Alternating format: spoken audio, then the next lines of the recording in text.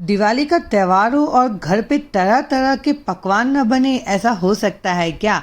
और हर बार ना हम सेम वही नमकीन बना बना के ना बोर हो चुके हैं। तो आप ना ये बेसन की लहसुनिया नमकीन ट्राई करिएगा। यकीन मानिए इतनी फ्लेवरफुल रहती है ना और इतनी टेस्टी बनती है, मैं क्या ही बताऊं। बनाना बहुत आसान है और जिसे भी खिलाएंगे ना उसे बेहद पसंद आने वाली है ये नमकीन।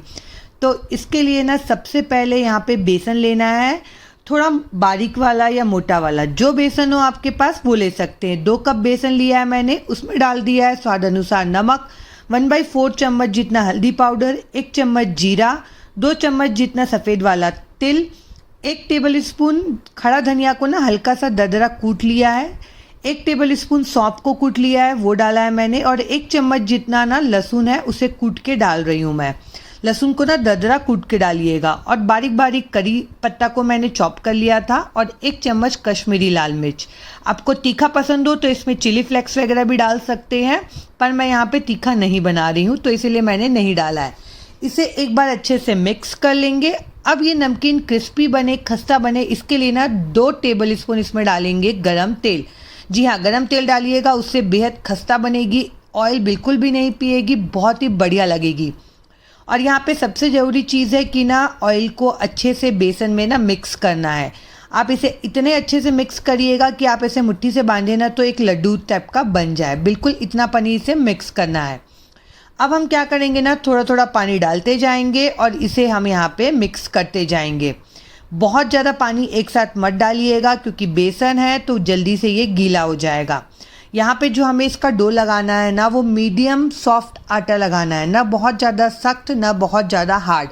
और आटे को ना यहाँ पे मसल मसल के नहीं गूंथना है, बस मिक्स हो जाए इतनापन इसे लगाना है।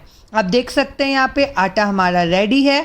अब इसे कोई भी रेस्ट वगैरह में रखने की ज़रूरत नहीं है। अब हम क्या करेंगे ना, इसका 2 पार्ट में मैंने डिवाइड कर लिया इसे, और थोड़ा सा सूखा आटा लगा लीजिए या बेसन लगा लिए जी, जो आपकी मर्ज़ी। और इसे हमें बेल लेना है। बहुत ही ईजिली बेला जाता है, आप देख सकते हैं, बिल्कुल भी ना टूटेगी ना फटेगी, कुछ भी नहीं। बस मीडियम सॉफ्ट आटा लगाइएगा, सॉफ्ट आटा मत लगाइएगा, ना ही बहुत ज़्यादा हार्ड। अब इसे ना बेलना है हमें, तो बेलना भी ना बहुत ज़्यादा पतला नहीं है, हमें एक मीडियम थिकनेस रखना है, जैसे पराठे वगैरह का होता है ना, बिल्कुल उसी तरीके से, बहुत ज़्यादा पतला नहीं बेलना है। और अब इसे हम क्या कर देंगे ना, इस तरीके से फोक की मदद से यहाँ पे प्रिक कर देंगे, ताकि जब हम इसे फ्राई करें ना तो ये फूले मत और सुपर क्रिस्पी और खस्ता बन के रेडी हो। ये बहुत ज़रूरी है, अच्छे से प्रिक करिएगा। फिर हम क्या करेंगे ना, इसे कॉर्नर्स के कट कर लेंगे ताकि प्रॉपर हमें अच्छे से शेप मिल सके जब हम इसे काटें तो। और कॉर्नर्स को निकाल के ना आप अलग से फ्राई कर सकते हैं, या तो चाहे तो बाकी बचे हुए आटे में मिक्स करते हैं, आपकी चॉइस है। अब हम क्या करेंगे ना, इसे इक्वल पार्ट में कट करने के लिए मैं यहाँ पे ना स्केल यूज़ कर रही हूँ। ये सबसे इजी तरीका लगता है मुझे कट करने के लिए, चाहे मिठाई हो चाहे नमकीन हो। फटाफट से ना एक ही साइज़ के ढेरों मिठाइयाँ या ढेरों नमकीन यहाँ पे कट होके रेडी हो जाते हैं। मैं इसे स्क्वायर शेप में कट कर रही हूँ, बहुत ज़्यादा छोटा नहीं कट कर रही हूँ मैं, और बहुत ज़्यादा बड़ा भी नहीं। आप चाहें तो इसे अपनी पसंद के कोई भी शेप में कट कर सकते हैं, या आपके पास कुकी कटर हो, शेप्स वाले कटर हो तो उसको भी यूज़ कर सकते हैं। आप देख सकते हैं यहाँ पे कट हो गया है। इसकी थिकनेस भी आपको मैं दिखा देती हूँ कि कितना थिकनेस इसका मैंने रखा है, देखिए यहाँ पे। और यहाँ पे ये कट हो चुका है। अब देखने में ये अभी से आपको इतनी बढ़िया दिख रही होगी ना, यकीन मानिए खाने में ना उससे भी ज़्यादा बढ़िया लगती है। अब तेल जो है ना वो एकदम मीडियम गरम होना चाहिए, बहुत ज़्यादा हाई एकदम गरम तेल में इसे नहीं डालना है। मीडियम गरम तेल होगा उसी में इसे डालना है हमें। एक एक करके सारे डाल दीजिए, जितना बड़ा आपका कढ़ाई हो, जितने आ रही हो उसके अकॉर्डिंग। यहाँ पे तेल अगर हाई फ्लेम पे डालेंगे ना तो ये जल जाएगा और खस्ता नहीं होगी, बाद में नरम पड़ जाएगा। तो इसीलिए ना इसे फ्राई करते समय लो टू मीडियम फ्लेम पे फ्राई करना है हमें, और बहुत ज़्यादा हाई फ्लेम पे इसे फ्राई नहीं करना है।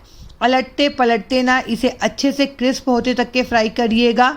जब आप इसे झाड़े से चलाएंगे ना तो ही आपको समझ में आ जाएगा कि ये कितना क्रिस्प हो चुका है। बस इसी स्टेज तक के ना हमें इसे फ्राई करना है, बहुत ज़्यादा भी फ्राई नहीं करना है। और इसे अब हम निकाल लेंगे। यकीन मानिए जब आप इसे फ्राई करेंगे ना तो लहसुन की इतनी बढ़िया खुशबू आती है ना, क्या ही बताऊँ। और जो मसालों का टेस्ट आता है ना इस नमकीन में, बहुत ही गजब आता है।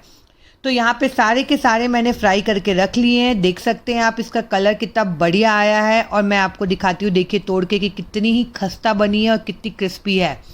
बिल्कुल भी ऐसा नहीं कि एकदम कड़क होगी, बहुत ही बढ़िया लगती है खाने में और कुछ नया टेस्ट है इसका। तो इस दिवाली ना ये नमकीन की रेसिपी तो ज़रूर ट्राई करिएगा और अपने घर वालों को खिलाइएगा। और ट्राई करते हैं तो अपना एक्सपीरियंस मेरे साथ ज़रूर शेयर करिएगा कि आपको मेरी रेसिपी कैसी लगी। आपको मेरी रेसिपीज़ अच्छी लगती है तो प्लीज़ मेरे चैनल को लाइक करिए, सब्सक्राइब करिए और मेरे वीडियो को शेयर करिएगा।